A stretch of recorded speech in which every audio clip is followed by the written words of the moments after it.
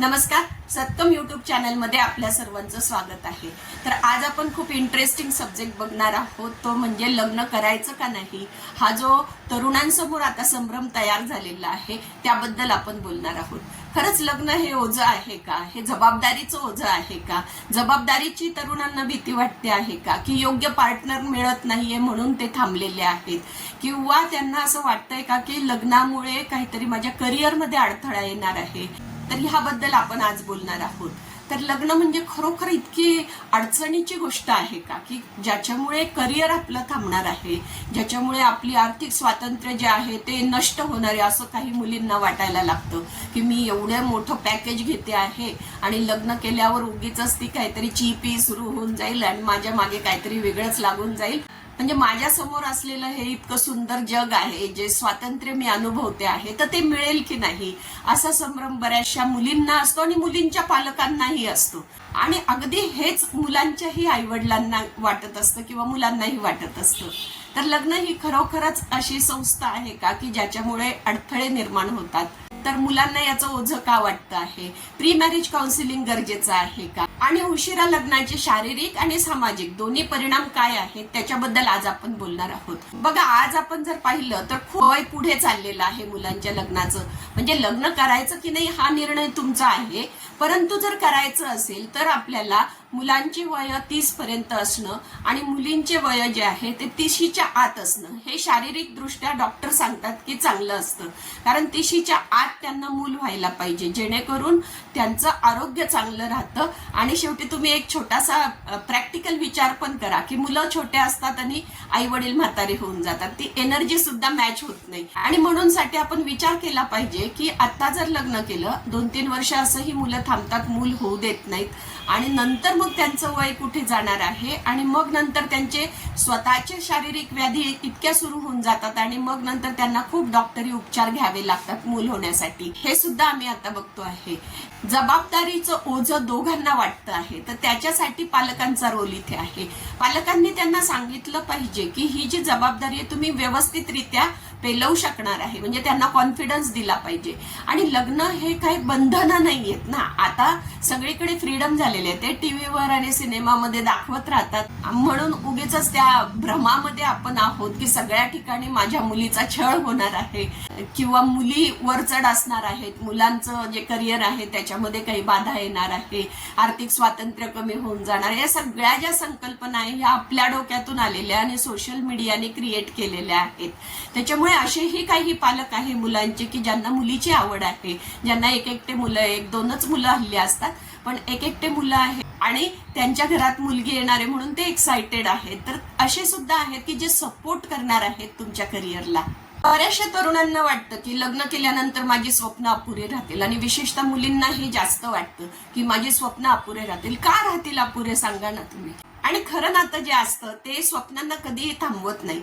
आणि तसे मुलं आणि मुली दोन्ही सुद्धा आता सज्ञान आहेत आणि जागरूक आहेत, त्याच्यामुळे कोणीही कुणाचे स्वप्न थांबवत नाही, उलट एकमेकांना सपोर्ट करत असतात। आणि म्हणून लग्न ही खूप सुंदर गोष्ट आहे आणि ती फक्त नाते जपणं म्हणा किंवा एकमेकांना आता तर पुढची स्टेज आहे की एकमेकांना सांभाळा बाबा तुम्ही, बस तेवढं आम्हाला पुरेसं आहे असे मुलीचे आईवडील किंवा मुलांचे आईवडील म्हणायला लागलेले आहेत। आणि बऱ्याच वेळेला काय होतं की मुलींनाही माहिती नसतं ना, आई वडील डिसिजन घेत असतात की हे त्यांना नाही आवडणार, हे नको, माझ्या मुलीचं असं होईल तसं होईल, आणि करत करत मग खूप वेळ जातो आणि मग वय वाढल्यानंतर मग मात्र त्यांची धावपळ सुरू होते। मुलांचं पण टेन्शन वाढतं, स्ट्रेस वाढतात, डिप्रेशनच्या केसेस येतात आणि मग नंतर सगळ्या शारीरिक आणि मानसिक दोन्ही समस्या वाढत जातात। मग नंतर मात्र पालक इतकी घाई करतात की मग कसंही करण्याची त्यांची तयारी असते। म्हणून वेळेवर जर आपण सावध झालो आणि वेळेवर मुलांना सांगितलं हे लक्षात आलं पाहिजे आपल्या की nobody is perfect in this world, की मी परफेक्ट नाहीये ना, परफेक्ट जोडीदार ही संकल्पना चुकीची आहे। ते फक्त सिनेमामध्ये आणि टीव्ही मध्ये असतं, परफेक्ट काही नसतं। आणि बघा, तुम्ही जर सिरियल मध्ये पाहाल तरी अपोजिट विचाराचे लोक सुद्धा एकत्र राहताना तुम्हाला दिसतात ना, मग ते सुद्धा बघा ना तुम्ही। म्हणजे तुम्ही स्वतः विचार करा ना की तुम्ही स्वतः परफेक्ट आहात का? मग तुम्ही दुसऱ्यांकडून कशी अपेक्षा करतात की सर्व गुण संपन्न असायला हवी।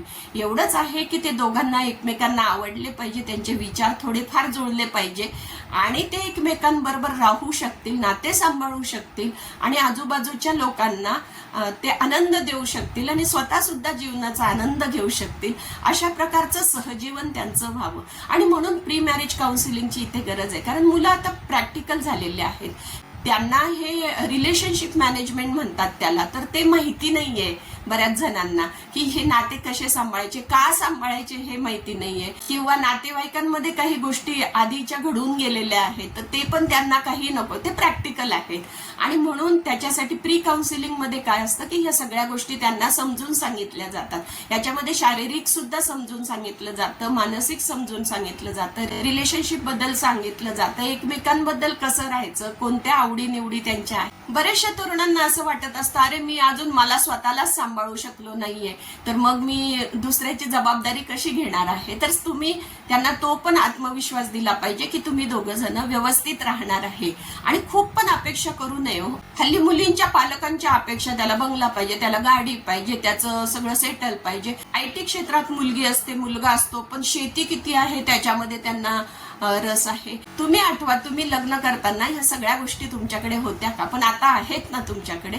तर तसंच असणार, शेती असणार आहे पण ती वादामध्ये असणार आहे, त्याचे किती पार्ट तुम्हाला मिळणार आहे ते तुमचं तुम्हाला माहिती नाही का. मला वाटतं की हे फार जुनं झालेलं आहे की शेती असायला पाहिजे, बंगला असायला पाहिजे, गाडी असायला पाहिजे. हे सगळं मागे टाकून आपण ह्या मुलं मुली एकत्र कसे राहतील, आयुष्यभर एकमेकांना साथ कशी देतील, त्यासाठी प्री मॅरेज काउन्सिलिंग हे खूप महत्वाची गोष्ट आहे जी आम्ही करतो आहे. आणि आम्हाला त्याच्यामध्ये खूप चांगले रिझल्ट येत आहेत.